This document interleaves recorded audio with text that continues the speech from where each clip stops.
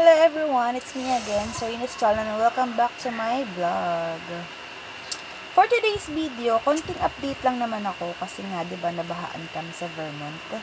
And we're safe naman. Since Saturday night, andito na yung dalawang anak ko sa Katarungan, si Iya at si Kate. And kami is nasa bahay pa kasi nag-aayos kami ng mga itataas na mabibitbit. Yung kaya lang kasi nga sobrang bilis tumaas ng tubig, as in, krising pa lang yun parang bagyong krising.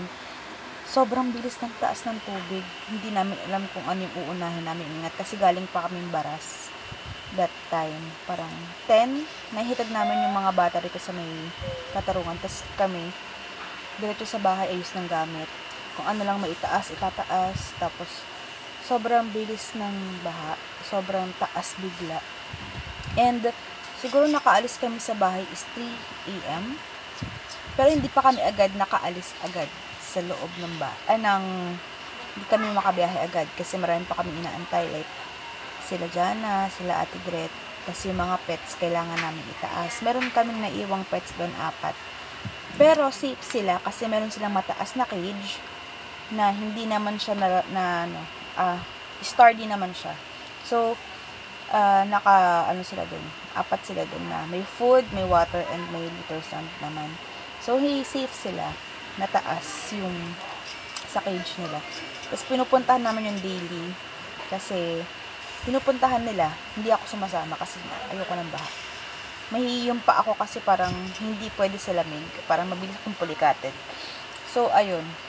Safe naman yung mga pets doon. Pero, yung mga gamit ng pang-school, hindi namin nadala kasi nga super taas ng tubig sa labas, umaabot ng dibdib. And that's why yung mga anak ko is super tambak na sa module kasi hindi na talaga, diba yung mga bagets, hindi na talaga sila nakagawa nga dahil naiwan doon. Sana hindi naman siya bumaba, hindi siya bumaha, ay hindi naabot ng baha. Pero feeling ko naman nabahaan yung ibang gamit. Sobrang ang sakit lang kasi syempre yung bahay mo. Yearly na lang binabaha. So, parang yung gusto namin pataasan, pera na lang kulang, mga antay. So, yun lang. Quick update lang. We're safe. Thank you po sa mga nangangamusta, sa mga nag-chat sa akin, sa mga nag-miss call, tumatawag, Viber, sa WhatsApp, Telegram, sa Messenger also, and sa phone number. Adorable! Actually, hindi ko nga masagot lahat kasi nga syempre, lutang ang mga person, hindi naman lahat pwedeng i-reply. Tapos, minsan lang ako makapag-update. Talagang inaabangan ko yung balita namin sa bahay, sa Facebook, tinitingnan ko yung alarm. First alarm, second alarm, ganyan. Sa Marikina kasi parang malapit kami sa Marikina River. So, pag tumaas na yung tubig doon, di mas lalong mataas yung tubig sa amin. So, ayun, dun kami napupuyat, dun kami napapagod mag-isa. Tapos, syempre, sleepless din naman kasi, syempre, isipin mo yung baha, may stress sa baha, may stress kasi mga nangyayari sa paligid. And, yes. And, yun na nga, medyo hindi pa rin kasi masyadong okay doon kasi paulan-ulan pa. And, hindi namin alam kung ano pa yung maisisave namin gamit. Although, nakataas naman yung mga importante. Pero, hindi ko alam kung ano yung mga pwede ko pang magamit. Pero, safe. Sana safe pa rin. Hindi naabot. Kasi, sabi nga daw, sa ibang shirt hanggang dibdib. Sa amin, hips, or I don't know, bewang, ganyan. Nagpas tao daw. Saan? Pag sa inyo, kasi maliit lang kayo. Ayan. Tumaas talaga yung tubig, kasi umabot dun sa may dulo ng Andover. So, sa street kasi namin is, parang kami yung nasa, corner na corner kami ng street ng Bloomfield. So, kami yung pinakagitna, tapos, corner ng Bloomfield, tapos diretso yung sa Andover.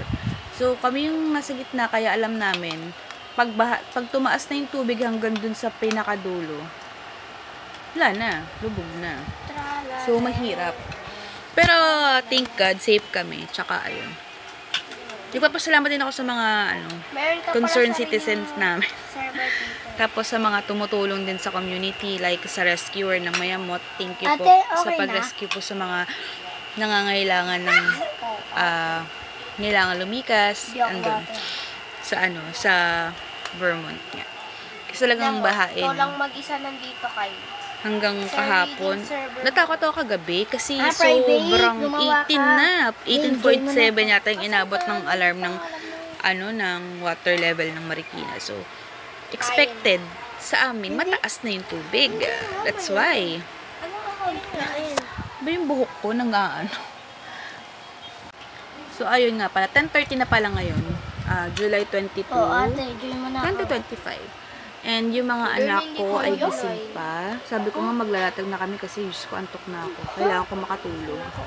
And bukas, baka pumunta kami doon. Ayusin namin yung pwedeng ayusin kung hindi na baha. Tapos kukunin ko rin. Kakamustahin ko yung mga pusa, syempre. And siguro, tatry ko rin mag-relax kasi kung nakikita niyo yung itsura ko, hindi na maganda. Ang Ikaw nga ate, pangit-pangit. join ko. Kailan ba tayo gumanda? Join kita. So, shout out po pala sa aking mga pimples. Charot. Shout out pala sa mga friend ko sa SPTA, Congress and officers. Sa mga ante, Ate Mitch, Auntie Mau, Auntie Jazz, and Auntie Jen, and sa Ronnie Ata. Shout out po sa inyo and to my mama and step papa and sa mga kapatid ko na Ate, bilis. pamangkin ko rin. Yes. Hello sa inyo. And hello, Kyle.